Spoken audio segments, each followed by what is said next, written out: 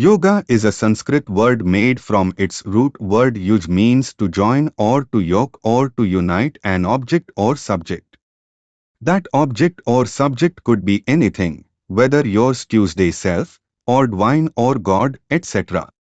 Thus, yoga means union with your subject or object. Yoga has so many branches: Hatha Yoga, Raja Yoga, Kriya Yoga, Karma Yoga, Bhakti Yoga, Jnana Janana Yoga, Kundalini Yoga, and so on. Kundalini Yoga means to join subject or object through Kundalini energy. Kundalini Yoga is often called as the yoga of consciousness and energy. It is said to awaken the coiled energy known as Kundalini Shakti and to help reach one's creative potential. It's also thought to enhance physical, emotional, and cognitive health. The practice can be used by anyone. The word Kundalini comes from the Sanskrit word kundal, meaning circular. It's believed that this coiled energy sits at the base of the spine and represents an individual's creative potential. In Kundalini Yoga, you focus on awakening the coiled energy through various yogic tools and techniques. Kundalini Yoga is a part of the Tantra Yoga. Tantra, Sanskrit, literally means loom, warp, weave. According to Andre Padux, a professor emeritus in the research unit on Hinduism at the Centre National de la Recherche Scientifique in Paris and the author of a number of books on Tantra, the verbal root tan means to extend, to spread, to spin out, weave, display, put forth, and compose. Therefore, by extension, it can also mean system, doctrine, or work. So, the Tantra Yoga is yoga or union through extending, spreading, weaving, and composing the pranic energy. Every body is an embodiment of masculine and feminine pranic energy, or every body is composed by masculine and feminine pranic energy. By activating, balancing, and channelizing this pranic energy to the crown chakra, one can reach yogic state, where one feels immense joy and accomplishes the purpose of life. For hundreds of years, people have been talking about an experience called nirvana, moksha, emancipation, self-realization, salvation or liberation, without understanding it properly. Yogis call this experience samadhi.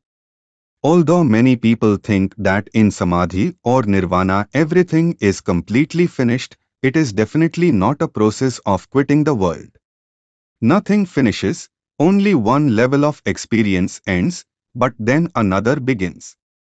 Since the dawn of creation, the tantrics and yogis have realized that in this physical body there is a potential force. It is not psychological, philosophical, or transcendental. It is a dynamic potential force in the material body, and it is called Kundalini. This Kundalini is the greatest discovery of Tantra and Yoga. Scientists have begun to look into this, and a summary of some of the latest scientific experiments is included in this book. We can see from this research that science is not actually going to discover anything new in this field. It is only rediscovering and substantiating what yogis discovered many, many centuries ago. Kundalini is a universal event. The seat of Kundalini is a small gland at the base of the spinal cord. With the evolution of the natural forces in man, this gland has now come to a point where man can explode it. Quite a number of people have awakened this supernatural force, and they have been called rishis, prophets, yogis, siddhas, and various other names according to the time, tradition, and culture. In India, the entire cultural setup was once organized to facilitate this explosion, but today things are a little different because materialism is a very powerful force, and for the moment, it has even stupefied the Indian minds. For the awakening of Kundalini, not only are the practices of yoga required. If this awakening is to become a universal event, then the entire social structure has to be reorganized and millions of people all over the world have to be told the purpose of their existence. The whole life from the time of conception to the moment when you leave the body, each and everything has to be reoriented. You will see in this book how even the instinctive and emotional interaction between man and woman must be revised and refined so that it can lead us not away from, but towards, this ultimate awakening. This reorientations has to be undertaken with the purpose of expanding the mind and opening new doors of experience. Today we are living in a world where everyone is more or less satisfied. Man has all the comforts and everything he needs and does not need. There will come a time, however, when man will be prepared to throw off these comforts. Luxury and comfort weaken the will and keep man under constant hypnosis. Alcohol and drugs are not as dangerous as man's total slavery to luxury and comfort. He cannot pull himself away from them. It is impossible unless he has become aware of something more than what his parents and society could give him. Formerly there were only a few seekers, but now millions and millions of people in the world are striving for a higher experience. And this higher experience is known as knowledge. When, through yoga and tantra, the awakening of Kundalini takes place, a process of metamorphosis occurs in the realm of nature and in the realm of spirit. The elements of the physical body change, and the elements of the mental body also. Proceed slowly, sensibly and systematically. Yet, you should not try to realize and experience these things abruptly. You will find here detailed instructions on the gradual preparation of your mind and body for the arousal of Kundalini, and advice on elementary precautions to be observed in order to avoid unnecessary risks and obstacles. Do not try to influence your mind directly, because the mind is nothing but an extension of the body complex. Start systematically with the body, the prana, the nadis and chakras, according to the scheme outlined in this book. Then see how you evolve.